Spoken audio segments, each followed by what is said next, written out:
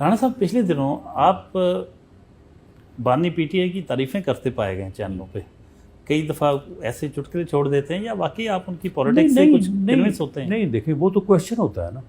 مثال کے طور پہ آپ کویشچن کریں کہ جی آپ کہتے تھے کہ یہ 2 دن جیل نہیں کاٹے گا، بالکل درست ہے، میں کہتا تھا. آپ پھر کہیں گے جی اب اس نے جیل کاٹ لی ہے تو میں کیا کہوں کہ نہیں کاٹی.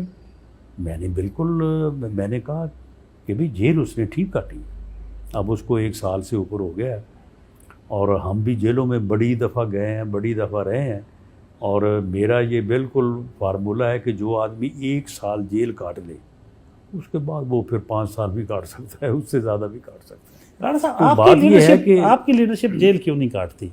وہ کاٹی ہے، لیکن وہ پھر بھی ڈیل کر کے کہیں نہ کہیں کسی نہ کسی شکل میں چلے جاتے ہیں. بھائی سیاست ہے نا، یہ دیوار سے ٹکر مار کے جو ہے وہ سر 2 ٹکڑے کرنے والا کام تو نہیں ہے نا. آپ کے خیال میں اگر عمران خان پولیٹیکل ڈیسیجن لے تو کیا اسے فوج کے ساتھ ڈیل کر لینی چاہیے؟ فوج اس کے ساتھ ڈیل کرنے کو تیار نہیں ہے، ورنہ وہ تو چاہتا ہے، وہ تو آج بھی اس کوشش میں ہے کہ اسٹیبلشمنٹ اس کے ساتھ ڈیل کرے. وہ کہتے ہیں میں تو نہیں کرنا چاہتا، لیکن اسٹیبلشمنٹ اس کے ساتھ ڈیل کرنے کو، اس کی وجہ یہ ہے نا کہ دیکھیں اسٹیبلشمنٹ نے جب پہلے اس کے ساتھ ڈیل کی، اسے ایک پروجیکٹ کے طور پہ اپنایا، اسے کامیاب کروایا، اسے وزیر اعظم بنایا، اس وقت تو انہیں اس کے متعلق معلوم نہیں تھا. اب تو اس کے پاس ہر چیز موجود ہے. ایک فارمولہ اب جو دیکھیں نا، 2 دفعہ تو کسی سوراخ سے کوئی ڈسا نہیں جاتا. اب اسٹیبلشمنٹ اس کے اوپر اعتبار کرنے کو تیار نہیں ہے.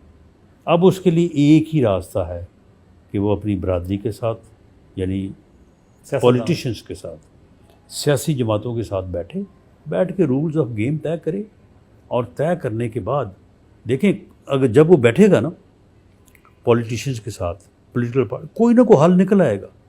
اب دیکھیں کتنی ٹینشن تھی کہ ہم نے اس کے خلاف عدم اعتماد کیا، اس نے ہمیں امریکہ کا ایجنٹ قرار دے دیا اور کہا کہ جی انہوں نے میری حکومت ختم کی ہے.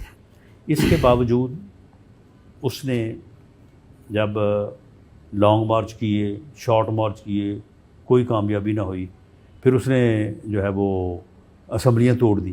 اس نے کہا الیکشن کروائیں. ہم نے کہا کہ نہیں، ہم نے اس طرح سے الیکشن نہیں کروانے.